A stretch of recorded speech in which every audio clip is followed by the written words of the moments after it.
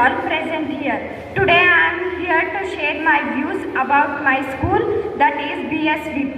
It's my great pleasure and honor to be studying in this one of the esteemed institutions of our area. I have a lot of memories of this place which shall remain with me always. This beautiful school will always be an important part and parcel of our lives. I am very much grateful to our founder sir for giving us such opportunity to pursue a good education in a prestigious institution.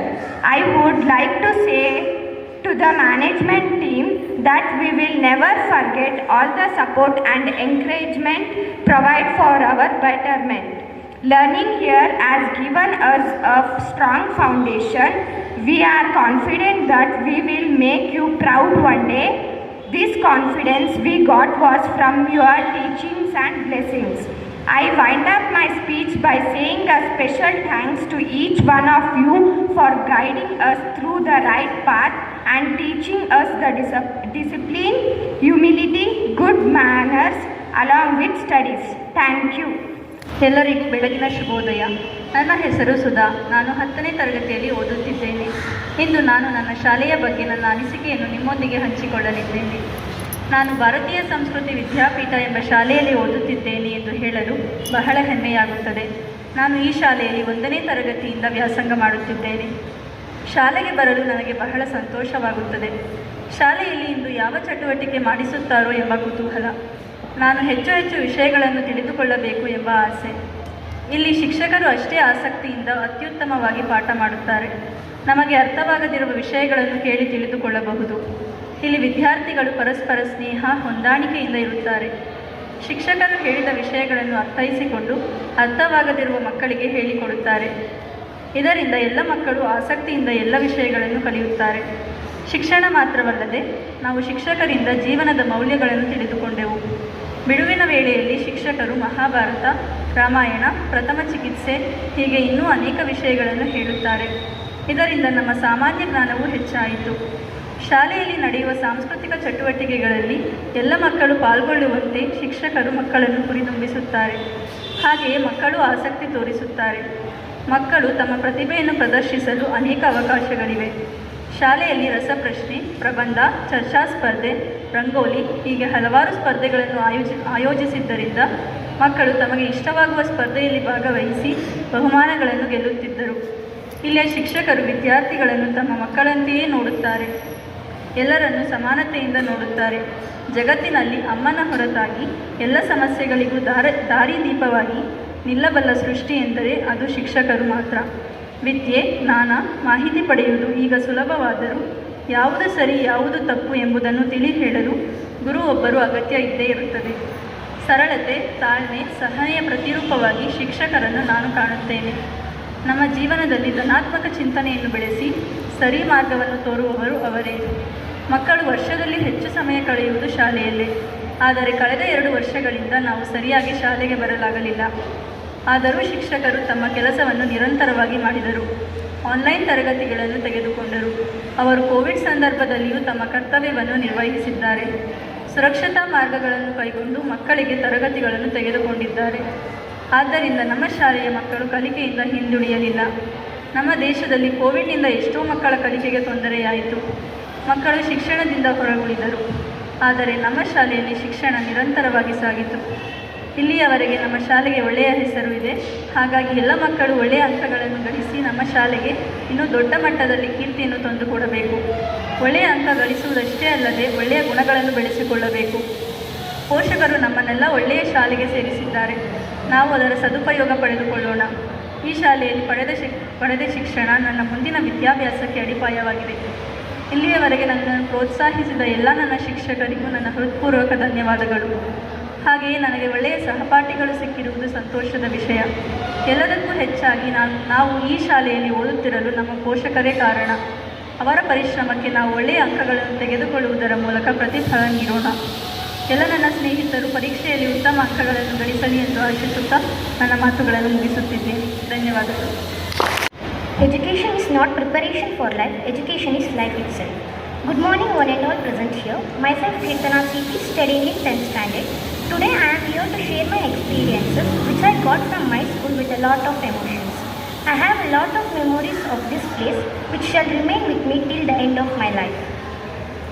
Our school gave us precious memories that are truly priceless. I studied here from 6th standard. The day when I first walked into the school premises is still fresh and new in my mind.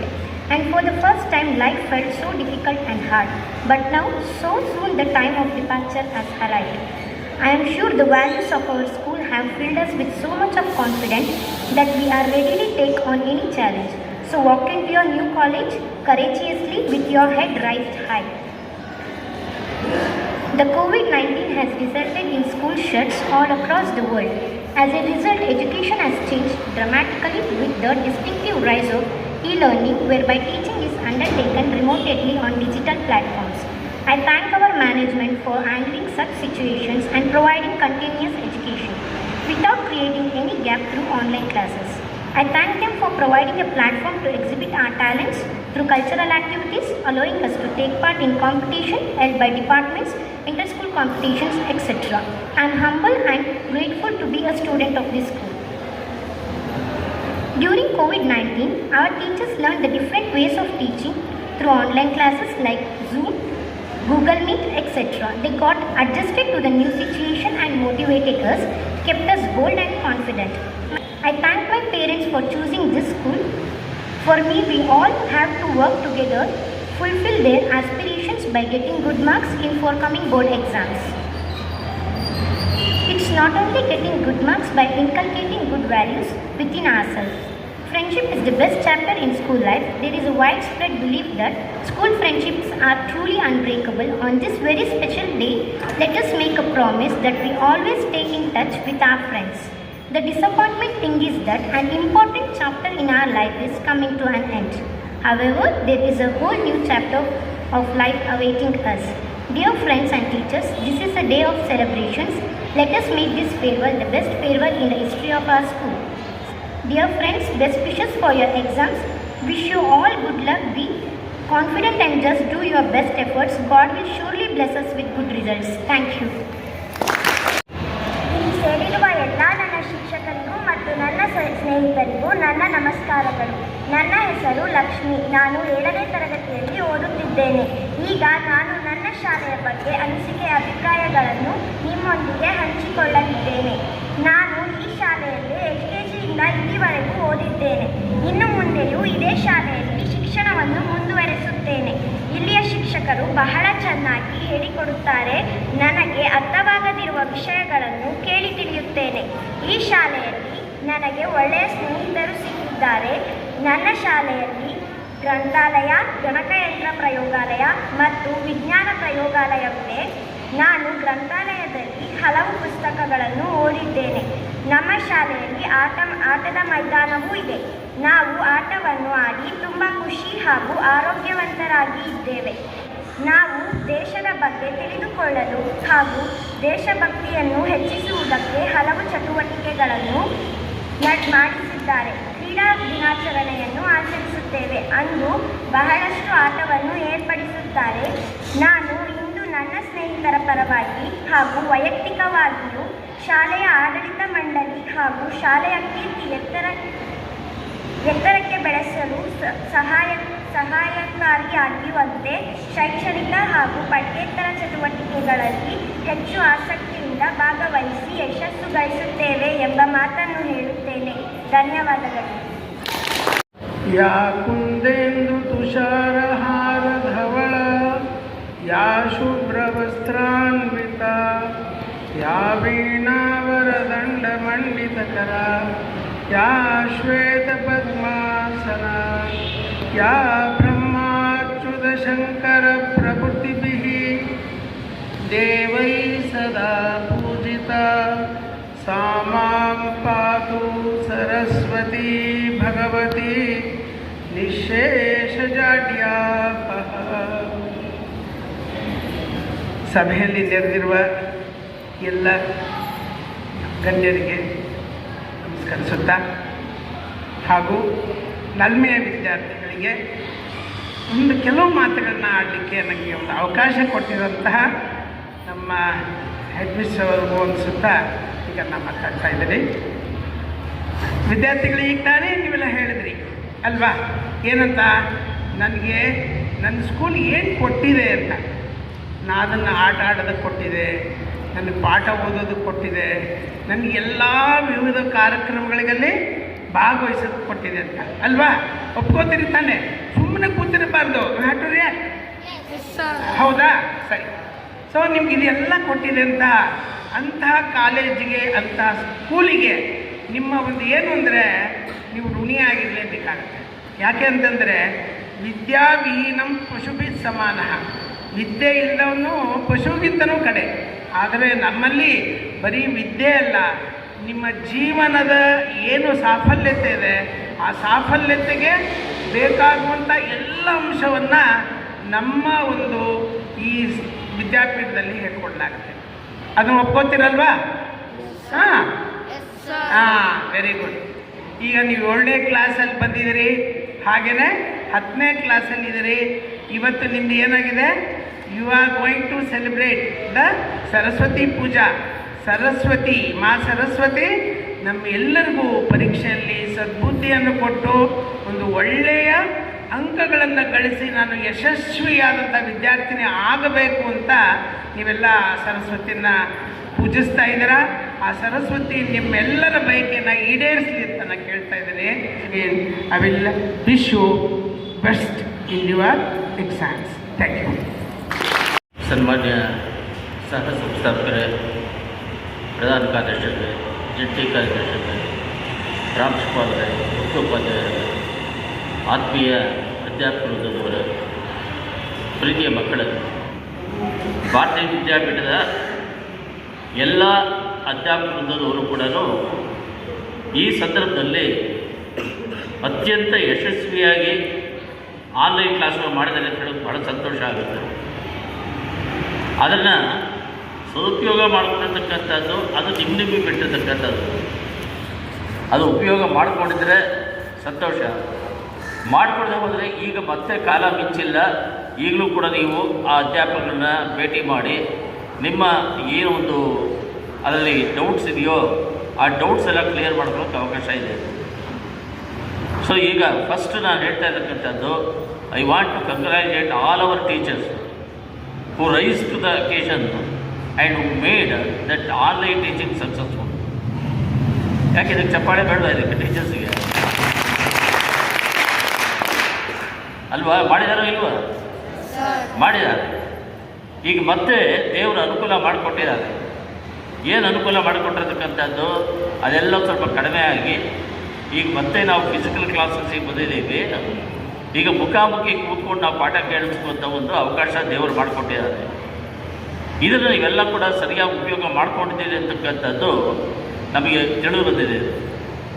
ನಿಮ್ಮ ಮುಖ್ಯೋಪಾಧ್ಯಾಯರು ಸುಮಾರು ಒಂದು ತಿಂಗಳ ಹಿಂದೆಯೇ ನನಗೆ ಹೇಳಿದರು, ಇಲ್ಲ sir ನಮ್ಮ 10th ಹುಡುಗರಿಗೆಲ್ಲ ಒಂದು ಸಲ ನೀವು ಮೋಟಿವೇಶನ್ ಕ್ಲಾಸ್ ತಗೋಬೇಕು ಅಂತ ಹೇಳಿದರು.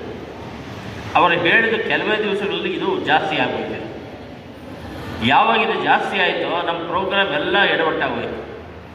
ಇಲ್ಲೇ ಹೋದರೆ ನಿಮ್ಮನ್ನೆಲ್ಲ ಮುಂಚಿತವಾಗಿ ಭೇಟಿ ಮಾಡಿ ನಿಮಗೆ ಯಾವ ರೀತಿ ಪರೀಕ್ಷೆ ತಯಾರಿ ಮಾಡಿಕೊಳ್ಬೇಕು ಅಂತ ಒಂದು ಕಾರ್ಯಕ್ರಮವನ್ನು ನಿಮ್ಮ ಶಾಲೆಯ ಮುಖ್ಯೋಪಾಧ್ಯಾಯರು ಮತ್ತು ಇತರ ಉಪಾಧ್ಯಾಯರು ಕೂಡ ಎಲ್ಲ ಹಮ್ಮಿಕೊಂಡಿದ್ದರು. ಆದರೆ ಆಗಲಿಲ್ಲ. ಆದರೆ ಅದಕ್ಕಾಗಿ ನೀವೇನು ಯೋಚನೆ ಮಾಡಬೇಕಾಗಿಲ್ಲ. ಈ ಕೆಲಸವನ್ನು ಪ್ರತಿ ದಿವಸವೂ ಕೂಡ ನಿಮ್ಮ ಟೀಚರ್ಸ್ ಮಾಡಿದ್ದಾರೆ. ಅವರು ಪ್ರತಿಯೊಂದು ಪಿರಿಯಡಲ್ಲೂ ಬಂದಾಗ ಕನಿಷ್ಠ ಒಂದು 5 ನಿಮಿಷವಾದರೂ ಕೂಡ ಪರೀಕ್ಷೆ ಸಿದ್ಧತೆ ಬಗ್ಗೆ, ನೀವು ಹೇಗೆ ಓದಬೇಕು ಅನ್ನೋದ್ರ ಬಗ್ಗೆ, ನಿಮ್ಮ ಮುಂದಿನ ಕರ್ತವ್ಯ ಏನು ಅನ್ನೋದ್ರ ಬಗ್ಗೆ, ನೀವು ಭವಿಷ್ಯವನ್ನು ಹೇಗೆ ರೂಪಿಸ್ಕೊಳ್ಬೋದು ಅನ್ನೋದ್ರ ಬಗ್ಗೆ ನಿಮ್ಮ ಟೀಚರ್ಸ್ ಆಗಲೇ ಹೇಳಿದ್ದಾರೆ. ಹಾಗಾಗಿ ನನ್ನ ಕೆಲಸವನ್ನು ನಮ್ಮ ಟೀಚರ್ಸು ಮಾಡಿ ಮುಗಿಸಿ ಆಗೋದಿಲ್ಲ. ನೀವು ಅದನ್ನು ಉಪಯೋಗ ಮಾಡ್ಕೊಳ್ತಕ್ಕಂಥದ್ದು ನಿಮ್ಮ ಕೈಲಿದೆ, ನೀವು ಮಾಡಿಕೊಳ್ಳೇಬೇಕು. ನಾನು ಹೇಳ್ತಕ್ಕಂಥದ್ದು ನಿಮ್ಮ ಕೈಲಿದೆ ಅಂತ ಹೇಳಿದ್ರೆ ನೀವು ಅದನ್ನು ಮಾಡಿಕೊಳ್ಳೇಬೇಕು. ಇನ್ನೂ ಸಾಕಷ್ಟು ಕಾಲಾವಕಾಶ ಇದೆ. ಮಾರ್ಚ್ 28ಕ್ಕೆ ನಿಮ್ಮ ಪರೀಕ್ಷೆಗಳು ಪ್ರಾರಂಭ ಆಗುತ್ತೆ. ಇವತ್ತು ಇನ್ನೂ 11 ತಾರೀಕು, ಇನ್ನೂ ಸಾಕಷ್ಟು ಅವಕಾಶ ಇದೆ. ಯಾರ್ಯಾರು ಇನ್ನೂ ಕೂಡ ನಾನು ಇನ್ನೂ ಓದಿರೋ ಸಾಧು ಅಂತಕ್ಕಂಥದ್ದು ಇದೆಯೋ, ಓದಿಲ್ಲ ಅಂತ ಹೇಳಲ್ಲ, ನೀವು ಓದಿರತಕ್ಕಂಥ ಇನ್ನೂ ಸಾಧು ಅಂತ ಮನಸ್ಸಿಗೆ ಬಂದಿದೆಯೋ ಅಂಥವ್ರು ಈಗಲೂ ಕೂಡ ಮನಸ್ಸು ಮಾಡಿದರೆ ಒಳ್ಳೆಯ ಅಂಕಗಳು ತಗೊಳ್ಳೋದಕ್ಕೆ ಸಾಧ್ಯ ಇದೆ. ಇನ್ನೊಂದು ವಿಷಯನ ಇಲ್ಲಿ ಹೇಳಬೇಕು ಅಂತಂದರೆ, ನೀವು ಈ ಪರೀಕ್ಷೆಗೇನು ಹೆದರ್ಕೋಬೇಕಾಗಿಲ್ಲ. ಮಾರ್ಚ್ 28 ಶುರುವಾಗತಕ್ಕಂತಹ ಪಬ್ಲಿಕ್ ಪರೀಕ್ಷೆಗೆ ನೀವೇನು ಹೆದರ್ಕೋಬೇಕಾಗಿಲ್ಲ. ಕಾರಣ ಏನು ಅಂತ ಹೇಳಿದ್ರೆ, ನೀವು ಆವಾಗಲೇ 8th ಸ್ಟ್ಯಾಂಡರ್ಡ್ಲಿ, 9th ಸ್ಟ್ಯಾಂಡರ್ಡ್, 10th ಸ್ಟ್ಯಾಂಡರ್ಡಲ್ಲಿ ಸಾಕಷ್ಟು ಪರೀಕ್ಷೆಗಳನ್ನ mid term examination, annual examination, test ಇವೆಲ್ಲ ಮಾಡಿದ್ದೀವಿ. ಮಾಡೋದ್ರಿಂದ ಅದಕ್ಕೆ ಈ ಒಂದು 28 ಶುರುವಾದ ಪರೀಕ್ಷೆಗೂ ಇದಕ್ಕೂ ಏನು ವ್ಯತ್ಯಾಸ ಏನೂ ಇರೋದಿಲ್ಲ. ಇನ್ನೂ ಹೇಳಬೇಕು ಅಂತ ಹೇಳಿದ್ರೆ, ಈ ಯೂನಿಟ್ ಟೆಸ್ಟ್ಗಳು ಮತ್ತು ಮಿಡ್ ಟರ್ಮ್ ಎಕ್ಸಾಮಿನೇಷನ್ ಇವುಗಳಿಗಿಂತಲೂ ಕೂಡ ನಿಮ್ಮ ಈ ಇದು ಸೆಕೆಂಡ್ರಿ ಲೆವೆಲಲ್ಲಿ ಬರ್ತಕ್ಕಂತಹ ಪರೀಕ್ಷೆ, ಮಾರ್ಚ್ 22 ಬರ್ತಕ್ಕ ಪರೀಕ್ಷೆ ಅದು ಇನ್ನೂ ಸುಲಭವಾಗಿರುತ್ತೆ. ಏನು ನಾವು ಭಾಳ ಸುಲಭವಾಗಿ ಇನ್ನೂ ಹೇಗೆ ಮಾಡ್ಕೊಬೋದು ಅಂದರೆ, ಈಗಲೂ ಪ್ರಾರಂಭ ಮಾಡಿ ಚೆನ್ನಾಗಿ ಓದಿದ್ದನ್ನು ಮತ್ತೆ ಮತ್ತೆ ಜ್ಞಾಪಿಸ್ಕೊಳ್ಳಿ. ಸುಮ್ಮನೆ ಓದಿದ್ರೆ ಸಾಲದು. ಇಲ್ಲಿ ಓದಿರಿ ಅಂತ ಹೇಳ್ತಕ್ಕಂಥ ತಪ್ಪಾಗುತ್ತೆ. ಯಾಕೆಂದರೆ there is lot of difference between reading and studying. Reading is different and studying is different. News ಪೇಪರ್ನ ಓದ್ತೇವೆ, ಸಾಯಂಕಾಲದೂ ಮರೀತೀವಿ, ತೊಂದರೆ ಇಲ್ಲ ಅದರಿಂದ. ಆದರೆ ಟೆಕ್ಸ್ಟ್ ಬುಕ್ಕನ್ನು ರೀಡ್ ಮಾಡಬಾರ್ದು, ಸ್ಟಡಿ ಮಾಡಬೇಕು. ಹೇಗೆ ಸ್ಟಡಿ ಮಾಡೋದಕ್ಕೂ ಇದಕ್ಕೂ ಇದು ವ್ಯತ್ಯಾಸ ಏನು? ನಾವು ಸ್ಟಡಿ ಮಾಡುವಾಗ ಏನು ಓದಿದ್ದೀನೋ ಅದನ್ನು ಪುನಃ ಜ್ಞಾಪಿಸ್ಕೊಂಡು ಅದನ್ನು ಮತ್ತೆ ನಾನು ಒಂದೆರಡು ಸಲ ಬರೆದು ನಾನು ಪಕ್ಕಾ ಮಾಡಿಕೊಳ್ತಕ್ಕಂಥದ್ದಿದೆಯಲ್ಲ, ಅದು ಸ್ಟಡಿ. ಸೊ ಈಗ ಹೇಗೆ ಮರೆತಾದರೂ ಕೂಡ ನಾವು ನಿಮ್ಮನ್ನು ಚೆನ್ನಾಗಿ ಓದಿ ಅಂತ ಹೇಳಿದ್ರೆ, ನಾವು ಚೆನ್ನಾಗಿ ಓದಿ ಅಂತ ಹೇಳ್ತಾ ಇಲ್ಲ, ಚೆನ್ನಾಗಿ ಸ್ಟಡಿ ಮಾಡಿ ಅಂತ ಹೇಳ್ತಾ ಇದ್ದೀವಿ. ಅರ್ಧ ಗಂಟೆ ಹೊತ್ತು ಓದಿದರೆ 10 ನಿಮಿಷ ನೀವು ಅದನ್ನು ಏನು ಓದ್ತೀವಿ ಅಂತ ಜ್ಞಾಪಿಸ್ಕೋಬೇಕಾದ್ರೆ, ಹಾಗೆ ಜ್ಞಾಪಕ ಮಾಡಿಕೊಂಡು ಮುಂದಕ್ಕೆ ಹೋಗ್ತಾ ಹೋದರೆ ಖಂಡಿತ ಸಾಧ್ಯ ಆಗುತ್ತೆ. ಇನ್ನು ಎರಡನೇದು, ಈ ಪರೀಕ್ಷೆಗೋಸ್ಕರವಾಗಿ ಮಾಡಬೇಕು ಸಿದ್ಧತೆ ಇನ್ನೊಂದು ಏನು ಅಂತಂದರೆ, ಗಾಬರಿ ಪಡ್ಕೊಳ್ಬೇಡಿ. ಗಾಬರಿ ಪಡ್ತಕ್ಕಂಥದ್ದು ಏನೂ ಇಲ್ಲ. ಇಲ್ಲ ಹೇಳಿಲ್ಲ, ಸಿಸ್ಟಮ್ಯಾಟಿಕ್ ಆಗಿ ಓದಿ. ಬೇರೆ ಹವ್ಯಾಸಗಳೆಲ್ಲ ಬಿಟ್ಬಿಡಿ. ಸದ್ಯಕ್ಕೆ ಟಿ ವಿ ನೋಡ್ತಕ್ಕಂಥದ್ದು, ಆಟ ಆಡ್ತಕ್ಕಂಥದ್ದು, ಹರಟೆ ಹೊಡಿತಕ್ಕಂಥದ್ದು ಇವೆಲ್ಲ ಸ್ವಲ್ಪ ಬಿಟ್ಬಿಡಿ. ಇದನ್ನು ದಿನ ನಿಮಗೆ ಸಿಕ್ಕಂಥ ಕಾಲಾವಕಾಶದಲ್ಲಿ ಕನಿಷ್ಠ 6 ಗಂಟೆ ಆದರೂ ನೀವು ಓದಬೇಕು. ಒಂದು ದಿವಸಕ್ಕೆ 6 ಗಂಟೆ ಆದರೂ ಅಧ್ಯಯನ ಮಾಡಬೇಕು. ಮಾಡಿದರೆ ನಿಮ್ಮ ಪರೀಕ್ಷೆಯಲ್ಲಿ ಉತ್ತಮವಾಗಿದ್ದ ಅಂಕಗಳು ನೀವು ತಗೊಳ್ತೀರಿ. ನೀವು ಇನ್ನೊಂದು ಏನು ಅಂತ ಹೇಳಿದ್ರೆ, whether it's 7th standard or 10th standard, ಅದು 7ನೇ ತರಗತಿಯಾದರೂ ಪರೀಕ್ಷೆ ಇದೆ, 10ನೇ ತರಗತಿ ಆದರೂ ಕೂಡ ಪರೀಕ್ಷೆ ಇದೆ. ಹಾಗಾಗಿ 7th ಮತ್ತು 10th ಇಬ್ಬರೂ ಕೂಡ ಈ ಒಂದು ಸ್ಟಡೀಸನ್ನು ಚೆನ್ನಾಗಿ ಮಾಡಿದರೆ ನಿಮ್ಮ ಮುಂದಿನ ಜೀವನ ಅತ್ಯಂತ ಚೆನ್ನಾಗಿರುತ್ತೆ. ಪರವಾಗಿಲ್ಲ ಬಿಡು, ಇನ್ನು ಮುಂದಕ್ಕೆ 2-3 ಪರೀಕ್ಷೆ ಇದೆ, ಅವಾಗ ನಾನು ಪಾಸ್ ಮಾಡ್ಕೋತೇನೆ, ಇರೋ 6 ಸಬ್ಜೆಕ್ಟು 6 ಅಟೆಂಪ್ಟ್ ತೊಗೊಂಡ್ರೆ ಆಯಿತು ಅಂತಂದರೆ ಏನೂ ಮಾಡೋಕ್ಕಾಗಲ್ಲ. ಒಂದು ಸಲ ನೀವು ಫೇಲ್ ಆದರೆ wounded soldiers ನೀವು ಆಮೇಲೆ ಸೆಕೆಂಡ್ ಟೈಮಲ್ಲಿ ನೀವು ಪಾಸ್ ಆದರೂ ಕೂಡ ಅದಕ್ಕೆ ಬೆಲೆ ಇಲ್ಲ. ಅದಕ್ಕೆ ಹಠ ಮಾಡಿ ಫಸ್ಟ್ ಅಟೆಂಪ್ಟಲ್ಲೇ ಫಸ್ಟ್ ಕ್ಲಾಸಲ್ಲಿ ನಾನು ಪಾಸ್ ಮಾಡ್ತೀನಿ, ಇವತ್ತಿಂದ ನಾನು ಹಠ ಮಾಡಿ ನಾನು ಓದಕ್ಕೆ ಶುರು ಮಾಡ್ತೀನಿ, ನಮ್ಮ ತಂದೆ ತಾಯಿಗಳು ಏನು ನಮ್ಮ ಮೇಲೆ ಭರವಸೆ ಇಟ್ಕೊಂಡಿದ್ದಾರೋ ಅದನ್ನು ನಿಜ ಮಾಡ್ತೀನಿ. ಅದನ್ನು ವಿದ್ಯಾಪೀಠ ಇಷ್ಟೊತ್ತು ಹೇಳಿದ್ರಿ, ಅದು ಎಲ್ಲ ಸವಲತ್ತುಗಳು ಕೊಟ್ಟಿದೆ, ಆಟ ಆಡೋಕ್ಕೆ ಮಾಡಿದ್ದಾರೆ, ಚೆನ್ನಾಗಿ ಪಾಠ ಹೇಳ್ಕೊಡ್ತಾರೆ, ಕಲ್ಚರಲ್ ಆ್ಯಕ್ಟಿವಿಟೀಸ್ ಎಲ್ಲ ಇದೆ, ಇದೆಲ್ಲ ಇವೆಲ್ಲ ಹೇಳಿರ್ತಕ್ಕಂಥದ್ದು ನಿಜ ಮಾಡಬೇಕಾಗಿದ್ದರೆ ನೀವು ಪರೀಕ್ಷೆಯಲ್ಲಿ ಒಳ್ಳೆಯ ಅಂಕಗಳು ತಗೊಂಡು ನೀವು ಮೊದಲೇ ಪ್ರಥಮ ಬಾರಿಗೇ ಪ್ರಥಮ ಶ್ರೇಣಿಯಲ್ಲಿ ಪಾಸಾದರೆ ಆವಾಗ ಅದು ಸಾಧ್ಯ ಆಗುತ್ತೆ. ವಿದ್ಯಾಪೀಠಕ್ಕೆ ಅತ್ಯಂತ ಉತ್ತಮವಾಗಿ ಚರಿತ್ರೆ ಇದೆ. 64 ವರ್ಷದಿಂದ ಈ ಒಂದು ಕ್ಷೇತ್ರದಲ್ಲಿ ಕೆಲಸ ಮಾಡತಕ್ಕಂತಹ ವಿದ್ಯಾಪೀಠಕ್ಕೆ ತನ್ನದೇ ಆದ ಚರಿತ್ರೆ ಇದೆ. ನಮ್ಮ ಹಳೆಯ ವಿದ್ಯಾರ್ಥಿಗಳು ಪ್ರತಿಯೊಬ್ಬರೂ ಕೂಡ ಈಗ ದೇಶ ವಿದೇಶಗಳಲ್ಲಿ ಅತ್ಯಂತ ಉತ್ತಮವಾಗಿರ್ತಕ್ಕಂತಹ ಕೆಲಸಗಳನ್ನು ಮಾಡಿಕೊಂಡು ಅವರು ಖ್ಯಾತಿ ಪಡೆದಿರುವುದು ಅಷ್ಟೇ ಇಲ್ಲ, ವಿದ್ಯಾಪೀಠದ ಖ್ಯಾತಿಯನ್ನು ಕೂಡ ಹೆಚ್ಚಿದ್ದಾರೆ. ಮತ್ತು ಇನ್ನೊಂದು ವಿಷಯ ಏನಂದರೆ, ಇವತ್ತು ಕೂಡ ನಮ್ಮ ಆ ಹಡಬರು ಸಿಕ್ಕಿದರೆ ಆ ಗ್ರೀನ್ ಮೆಮೊರೀಸನ್ನು ಆ ವಿದ್ಯಾಪೀಠ ಅದು ಜ್ಞಾಪಿಸ್ಕೊತಾರೆ. ಅಂದರೆ 60 ವರ್ಷ ಹಿಂದೆ ಇದ್ದಂಥ ವಿದ್ಯಾರ್ಥಿಗಳು ಕೂಡ ಇವತ್ತು ವಿದ್ಯಾಪೀಠ ಅದಿನ್ನೂ ಗ್ರೀನಾಗೇ ಇದೆ. ಹಾಗೆ ನಿಮ್ಮ ನೆನಪಿನಲ್ಲಿ ಉಳಿಬೇಕಾಗಿದ್ದರೆ ಮುಂದೆ ನಿಮ್ಮ ಜೀವನ ಚೆನ್ನಾಗಿ ಮಾಡ್ಕೊಳ್ತಕ್ಕಂಥ ನಿಮ್ಮ ಕೈಲಿದೆ. ಇದು ಈ ರೀತಿ ಮಾಡಿ ನಿಮ್ಮ ತಂದೆ ತಾಯಿಗೆ ಒಳ್ಳೆಯ ಹೆಸರು ತಗೊಬನ್ನಿ. ಹಾಗೆಯೇ ಈ ಸಂಸ್ಥೆ ನಿಮಗಾಗಿ ಮಾಡಿರ್ತಕ್ಕಂತಹ ಈ ಒಂದು ಅತ್ಯುತ್ತಮವಾಗಿರ್ತಕ್ಕಂಥ ಕಾರ್ಯವನ್ನು ಸದುಪಯೋಗ ಮಾಡ್ಕೊಳ್ಳಿ. ಇದನ್ನು ಒಂದು ಸಲ ನೀವೇನಾದ್ರು ಕೂಡ ವೇಸ್ಟ್ ಮಾಡಿಬಿಟ್ರೆ ಮುಂದೆ ನೀವು ಅದನ್ನು ಪಡ್ಕೊಳ್ಳೋಕೆ ಭಾಳ ಕಷ್ಟ ಆಗುತ್ತೆ. ಆ್ಯಂಡ್ ಇನ್ನೊಂದು ವಿಷಯ ಇದರಲ್ಲಿ ಹೇಳಬೇಕು ಅಂತಂದರೆ, ನಿಮ್ಮ ಮುಂದಿನ ಜೀವನ ನಿಮ್ಮ ಕೈಲಿದೆ. ಯಾರೋ ಒಬ್ಬರು ಸರ್ ಮಾಡ್ತಾರೆ ಅಂತ ತಿಳ್ಕೊಬೇಡಿ. ನೀವೇ ಪರೀಕ್ಷೆಗೆ ಹೋಗಬೇಕು, ನೀವೇ ಬರೀಬೇಕು, ನೀವೇ ಅಂಕ ತಗೋಬೇಕು, ನಿಮಗೆ ಪ್ರಥಮ ಶ್ರೇಣಿ ಬರಬೇಕು. ಈ ಕೆಲಸ ಬೇರೆ ಬೇರೆ ಯಾರೂ ಮಾಡೋಕ್ಕಾಗೋದಿಲ್ಲ, ನೀವೇ ಮಾಡಬೇಕಾಗೋದು. ಈ ತಯಾರಿ ಮಾಡ್ಕೊಳ್ಳಿ ಇದನ್ನು. ಆ್ಯಂಡ್ ಈ ಒಂದು ಸಂದರ್ಭದಲ್ಲಿ ಶಾರದಾ ಮಾತೆ ನಿಮಗೆಲ್ಲರಿಗೂ ಕೂಡ ಚೆನ್ನಾಗಿರೋ ಜ್ಞಾಪಕಶಕ್ತಿ ಕೊಡಲಿ. ಆ ಜ್ಞಾಪಕಶಕ್ತಿ ಕೊಟ್ಟಾಗ ನೀವೇನು ಓದಿದ್ದೀರೋ ತಪ್ಪಾಗುತ್ತೆ. ಏನು ಹೇಳ್ಬೇಕು ಅದಕ್ಕೆ? ಅಧ್ಯಯನ ಮಾಡಿದ್ದೀರೋ ಅದೆಲ್ಲೂ ಕೂಡ ನಿಮಗೆ ಸಕಾಲದಲ್ಲಿ ಸರಿಯಾಗಿ ಜ್ಞಾಪಕ ಬಂದು ಸರಿಯಾದ ಉತ್ತರಗಳು ಬರೆಯುವಂತೆ ಆ ಮಾತೆ ಸರಸ್ವತಿ ನಿಮಗೆಲ್ಲ ಆಶೀರ್ವಾದ ಮಾಡಲಿ. ಹಾಗೂ ನಾಳೆ ದಿವಸ ರಿಸಲ್ಟ್ ಬಂದಾಗ ನಿಮ್ಮನ್ನೆಲ್ಲ ಖುಷಿಯಾಗಿ ನೋಡೋದಕ್ಕೆ ನಾವೆಲ್ಲ ಆಸೆ ಪಡ್ತೀವಿ. And I wish good luck to all of you. ಪ್ರೀತಿಯ ವಿದ್ಯಾರ್ಥಿಗಳೇ, ಉಪಾಧ್ಯಾಯ ವೃಂದದವರೇ, ಈ ವರ್ಷದಲ್ಲಿ ಇದೇ ಮೊದಲು ಅಂತ ಕಾಣುತ್ತೆ ನಾನು ಗೋಡೆ ಮುಂದೆ ನಿಂತಿರೋದು. 2 ವರ್ಷ ಏನು ಹಿಂದೆ ಕಳೆದಿದ್ದೀವಿ. ಇನ್ನಾದರೂ ಆ ದೇವಿ ಎಲ್ರಿಗೂ ಆಯರ ಆರೋಗ್ಯವನ್ನು ಕೊಟ್ಟು ಓದುವ ಬುದ್ಧಿಶಕ್ತಿಯನ್ನು ನಿಮಗೆ ಕೊಟ್ಟು ನೀವೆಲ್ಲರೂ ಚೆನ್ನಾಗಿ ವಿದ್ಯಾವಂತರಾಗಿ ಪರೀಕ್ಷೆಯಲ್ಲಿ ಚೆನ್ನಾಗಿ ಬರೆದು ಪರೀಕ್ಷೆಯಲ್ಲಿ ಚೆನ್ನಾಗಿ ಮಾರ್ಕ್ಸ್ ತಗೊಂಡು ನೀವೆಲ್ಲರೂ ಮುಂದಕ್ಕೆ ಬರಬೇಕು. 2 ವರ್ಷದಲ್ಲಿ ನಮ್ಮ ಕಲ್ಚರಲ್ ವಿದ್ಯಾಭ್ಯಾಸ ಭಾರತೀಯ ಸಂಸ್ಕೃತಿ, ಆ ಸಂಸ್ಕೃತಿಯನ್ನು ನಾವು ಮರೆತುಬಿಟ್ಟು ಮಾಡಲೇ ಇಲ್ಲ. ಎಷ್ಟೊಂದು ಕಲ್ಚರಲ್ ಆ್ಯಕ್ಟಿವಿಟೀಸ್ ಆಗಬೇಕಾಗಿತ್ತು, ಅದಾಗಿಲ್ಲ. ಸ್ಪೋರ್ಟ್ಸ್ ಆಗಬೇಕಾಗಿತ್ತು, ಅದು ಆಗಿಲ್ಲ. ಬೇಕಾದಷ್ಟು ಕೆಲಸಗಳಿತ್ತು, ನಿಮಗೆಲ್ಲ ಪ್ರೈಸ್ ಕೊಡಬೇಕಾಗಿತ್ತು, ಅದು ಇಲ್ಲ. ಎಲ್ಲವೂ ನಿಮ್ಗೆ 2 ವರ್ಷ ನಿಮ್ಮ ಈ ಬ್ಯಾಚಿಗೆ 2 ವರ್ಷದ್ದು ಎಲ್ಲ ಕಡಿಮೆ ಆಗಿದೆ.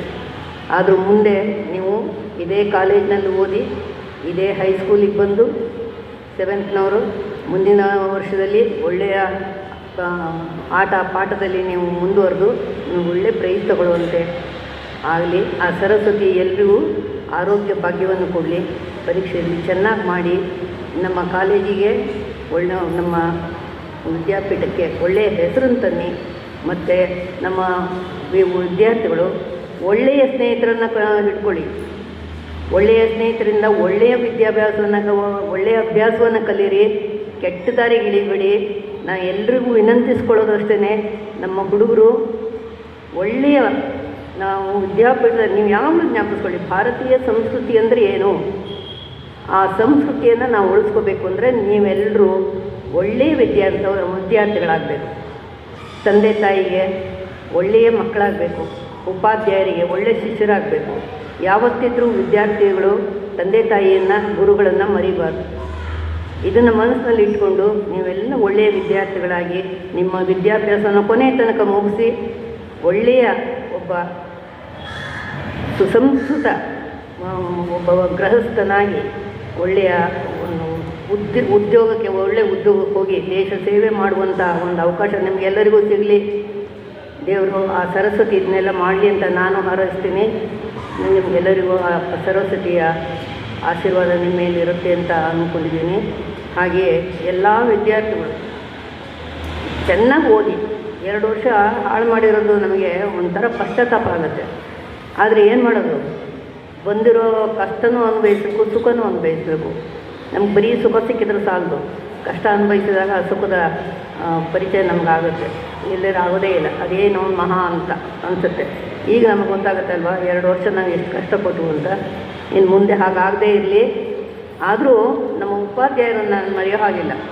ನಿಮ್ಮನ್ನೆಲ್ಲ ಎಳೆದಿಟ್ಕೊಂಡು ನಿಮಗೆ ಆನ್ಲೈನು ಆಫ್ಲೈನು ನಿಮ್ಮನ್ನೆಲ್ಲ ಬಿಡದೇನೆ ನಿಮಗೆ ಪಾಠ ಮಾಡಿದಾರಲ್ಲ, ನಾನು ಅವರನ್ನು ಎಷ್ಟು ಹೊಗಳಿದ್ರು ಸಾಲದು. ಆದರೆ ನಾವು ಹೊಗಳಲ್ಲ.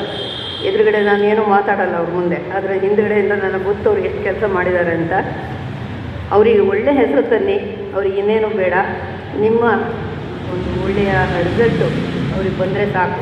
ಅದನ್ನು ನೀವು ಮಾಡ್ತೀರಿ ಅಂತ ನಾನು ಅಂದ್ಕೊಂಡಿದ್ದೀನಿ. ಎಲ್ರಿಗೂ ಒಳ್ಳೆಯದಾಗಲಿ. ಎಲ್ಲರಿಗೂ ನಮಸ್ಕಾರ. ಎಕ್ಸಾಮಿಗೆ ಎಲ್ಲರೂ ತಯಾರಾಗಿದ್ದೀರಿ ಅನಿಸುತ್ತೆ ನಿಮ್ಮನ್ನೆಲ್ಲ ನೋಡಿದ್ರಿ. ನಾಳೆನೇ ಎಕ್ಸಾಮ್ ಮಾಡಿದ್ರು ನಡೀತದಲ್ವಾ? ಹಾಂ, ವೆರಿ ಗುಡ್. ಅದನ್ನೇ ಕೇಳಬೇಕು ಎಲ್ಲರಿಗೂ. ಅಷ್ಟು ಕಾನ್ಫಿಡೆನ್ಸ್ ನಿಮಗಿದೆಯಲ್ಲ, ತುಂಬ ಸಂತೋಷ ಆಗುತ್ತೆ ಇದನ್ನು. ಇಷ್ಟು ನಿಮ್ಮ ಕಾನ್ಫಿಡೆನ್ಸ್ ನಿಮ್ಮ ಹತ್ರ ಬೆಳೆಸಬೇಕಾದ್ರೆ ನಿಮ್ಮ ಟೀಚರ್ಸು ಎಷ್ಟು ಕಷ್ಟಪಟ್ಟಿರ್ಬೇಕು ಹೇಳಿ, ಬಟ್ಟಿದ್ದಾರೆ ಇಲ್ವಾ? ಹಾಂ, ಹೋದ ವರ್ಷ ಎಲ್ಲ ನಿಮಗೆ ಆನ್ಲೈನ್ ಕ್ಲಾಸ್ ಮಾಡಿದ್ರು, ಈ ವರ್ಷ ಆನ್ಲೈನು ಆಯಿತು ಆಫ್ಲೈನು ಆಯಿತು. ಆನ್ಲೈನ್ ಕ್ಲಾಸ್ ಮಾಡೋಕ್ಕೂ ಎಷ್ಟು ಕಷ್ಟ ಇದೆ, ಸುಲಭದಲ್ಲಿ ಮಾಡಲಿಕ್ಕೆ ಆಗೋದಿಲ್ಲ. ನಿಮಗೆ ನೋಡ್ಬಿಡ್ತೀರಿ, ಆದರೆ ಅವರು ಅದಕ್ಕೆ ಎಷ್ಟು ಪ್ರಿಪರೇಷನ್ ಮಾಡ್ಕೋಬೇಕು. ನೀವೆಲ್ಲ ಅದನ್ನು ಉಪಯೋಗ ಪಡ್ಕೊಂಡಿದ್ದೀನಿ ಅಂದ್ಕೊಂಡಿದ್ದೀನಿ, ಎಲ್ಲರೂ ಅವ್ರು ಪಡ್ಕೊಂಡಿದ್ದೀರಲ್ವ? ಅದರಿಂದ ಅವರೆಲ್ಲ ಅಷ್ಟು ಕಷ್ಟಪಟ್ಟಾಗ ಅವರಿಗೆ ನೀವೇನು ಕೊಡಬೇಕಾಗಿದ್ದು? ರಿಸಲ್ಟ್ಸ್ ಕೊಟ್ಬಿಟ್ರೆ ಸಾಕು, ಅವ್ರಿಗೆ ತುಂಬ ಸಂತೋಷ ಆಗೋಗುತ್ತೆ. ಅದರಿಂದ ನೀವೆಲ್ಲರೂ ಈ 7th 10th ಪ್ರತಿಯೊಬ್ಬರು ಪಾಸಾಗಬೇಕು, ಡಿಸ್ಟಿಂಕ್ಷನ್ ತೊಗೋಬೇಕು. ಫಸ್ಟ್ ಕ್ಲಾಸಲ್ಲಿ ಪಾಸಾದವರು ಚೆನ್ನಾಗಿ ಓದೋರು ಫಸ್ಟ್ ಕ್ಲಾಸಲ್ಲಿ ಪಾಸ್ ಆಗಬೇಕು. ಈಗಲೂ ಮನಸ್ಸು ಮಾಡಿದರೆ ಡಿಸ್ಟಿಂಕ್ಷನ್ ತೊಗೊಳಕ್ಕೆ ಸಾಧ್ಯ ಇದೆ. ಇನ್ನೂ 15 ದಿವಸ ಇದೆ ಎಕ್ಸಾಮಿನೇಷನಲ್ಲಿ. ನೀವು ಏನೂ ಬೇರೆ ಯಾವ ಕಡೆಗೂ ಗಮನ ಕೊಡದೇ ನೀವು ಪರೀಕ್ಷೆಯಲ್ಲಿ ಬಗ್ಗೆ ಕಾನ್ಸಂಟ್ರೇಷನ್ ಮಾಡಿದರೆ ಖಂಡಿತ ನೀವು ಈ ಸತಿ ಡಿಸ್ಟಿಂಕ್ಷನ್ ತಗೊಳ್ಳೋಕ್ಕೆ ಸಾಧ್ಯ ಆಗುತ್ತೆ. ಹಾಗೆಯೇ ನೀವು ವಿದ್ಯಾಪೀಠದ ಮೇಲೆ ತುಂಬ ಅಭಿಮಾನ ಇಟ್ಕೊಂಡಿದ್ದೀರಿ, ಹೆಮ್ಮೆ ಇಟ್ಕೊಂಡಿದ್ದೀರಿ. ನಿಮ್ಮ ಮಾತುಗಳನ್ನು ಕೇಳಿ ತುಂಬ ಖುಷಿ ಆಯಿತು ಅವಾಗ. ಅದರಿಂದ ನೀವು ವಿದ್ಯಾಪೀಠದಲ್ಲಿ ನಾನು ನರ್ಸರಿಯಿಂದ ಡಿಗ್ರಿ ತನಕ ಇಲ್ಲೇ ಓದೋನು ಅನ್ನೋ ಹೆಮ್ಮೆ ನಿಮಗಿರಬೇಕಾದ್ರೆ ನೀವು ಇಲ್ಲೇ ಓದಬೇಕು. ಇಲ್ಲೇ ನೀವು ಓದಿ ನಿಮ್ಮ ಯಾಕೆಂದರೆ ಇಲ್ಲಿನ ತುಂಬ ಜನ ಹಿಂದಿನ ವಿದ್ಯಾರ್ಥಿಗಳೆಲ್ಲ ಇಲ್ಲಿ ಬಂದು ನಮ್ಮ ಹತ್ರ ಹೇಳ್ತಾ ಇರ್ತಾರೆ, ಹಿಂದೆ ಎಷ್ಟು ನಾವು ಇಲ್ಲಿ ಚೆನ್ನಾಗಿ ಎಂಜಾಯ್ ಮಾಡಿದ್ವಿ, ಎಷ್ಟು ನಾಲೆಜ್ ಪಡ್ಕೊಂಡ್ವಿ, ಎಷ್ಟು ನಾವು ಇದರಿಂದ ನಾವು ಈಗ ನಮ್ಮ ಜೀವನವನ್ನು ಎಷ್ಟು ಸಫಲ ಮಾಡ್ಕೊತಿದ್ದೀವಿ ಅನ್ನೋದನ್ನು ಬಂದು ಹೇಳ್ತಾ ಇರ್ತಾರೆ. ಹಾಗೆ ನೀವು ಕೂಡ ಜೀವನವನ್ನು ನೀವು ಸಫಲ ಮಾಡಿಕೊಂಡು ನೀವು ಇಲ್ಲೇ ವಿದ್ಯಾಭ್ಯಾಸಗಳನ್ನು ತಗೊಂಡು ನಿಮ್ಮ ಟೀಚರ್ಸ್ನೆಲ್ಲ ಎಷ್ಟು ನಿಮಗೆ ಹೇಳ್ಕೊಡ್ತಾರೋ ಅದನ್ನೆಲ್ಲ ಮನಸ್ಸಿಟ್ಟು ಕಲಿತು ಭಾರತೀಯ ಸಂಸ್ಕೃತಿ ವಿದ್ಯಾಪೀಠದ ಹೆಮ್ಮೆಯ ವಿದ್ಯಾರ್ಥಿಗಳಾಗಿ ನೀವು ಬರಬೇಕು ಅಂತ ನನಗೆ ತುಂಬ ಆಸೆ. ದೇವರು ದೇವಿ ಸರಸ್ವತಿ ನಿಮಗೆ ನೀವು ಏನೇನು ಓದಿದ್ದೀರೋ, ಎಷ್ಟೆಷ್ಟು ಕಲ್ತಿದ್ದೀರೋ ಅದೆಲ್ಲವೂ ಪರೀಕ್ಷೆಯಲ್ಲಿ ಜ್ಞಾಪಕ ಬರಬೇಕು. ಜ್ಞಾಪಕ ಬಂದು ದೇವಿ ನಿಮ್ಮನ್ನು ಒಳ್ಳೆಯ ರಿಸಲ್ಟ್ ಕೊಟ್ಟು ನಿಮ್ಮೆಲ್ಲರನ್ನ ಕಾಪಾಡಿ ನಿಮ್ಮ ಜೀವನದಲ್ಲಿ ನೀವು ಸಫಲತೆಯನ್ನು ಹೊಂದಿ ಅಂತ ನಾನು ಆಶಿಸ್ತೀನಿ. Respected co-founder of the Bharatiya Samskriti Vidyapith, Madam Puttamma, my dear colleagues and dearest students, you heard all the dignitaries speaking about how you have to study too and blessing also. All of you have studied. You have, I know because my teachers, my colleagues have done wonderful work. Now it is your time to pay back, to give back whatever the efforts they have put in. Whether it was online or offline, they have done their best. When teachers have done their best, it is now your turn to repay the best. That life is just not 10th standard, 7th standard or PUC, or it is examination every day. Every day you have to face exams. This is one of them. So even to the day-to-day exam, are we not prepared for that? Yes? Morning you get up early to come to school, to catch a bus, to go to some place. All these are the training. In the same way, if you study well, that means you have faced the exam. And last year 10th standard students were unlucky, they could not face the exam. Or the second PUC students, they could not face the exam in the proper manner because some had MCQs and all that, but it is not proper. Now they are facing it. Students who have come to first PUC, those who have come to the degree, they are finding it difficult because they have not undergone the process of examination. Final examination is one which is really wanted in your life, because unless without that you would not have completed your high school portions, right? If you just imagine 7th standard ವರೆಗೆ ನಾವು ಓದಿರೋದು ಎಲ್ಲೋ ಒಂದು ಕಡೆ ಹೇಳದೆ ಹೋದರೆ ನಮಗೆ ಬಂದಿದೆಯೋ ಇಲ್ವಂತ ಹೇಗೆ ಗೊತ್ತಾಗುತ್ತೆ, right? and 10th standard also the same way. High school portions. ಹೈಸ್ಕೂಲ್ನಲ್ಲಿ ನಾನು ಏನು ಓದಿದ್ದೆ? ಪರೀಕ್ಷೆನೇ ಬರೀಲಿಲ್ಲ, ಏನು ಓದಿದೆ? Isn't it? That is why it is very, very important for everybody to have an examination. And I am very happy this year we are having examination and preparing you very well. And for all this, it is a blessing of Goddess and blessing of everybody that has made you go through this. You have to keep your health very, very good. You have only another 18 to 17 days, I feel. Keep yourself very hot sun outside. Don't go out much. If your teachers have called to the school, come regularly. Eat proper food and keep your health very good. Do that. God bless you all. And I want to see those who are in 10th standard in my PU college in the opposite building, and have a nice merry time even in college and in high school in the same building. Thank you.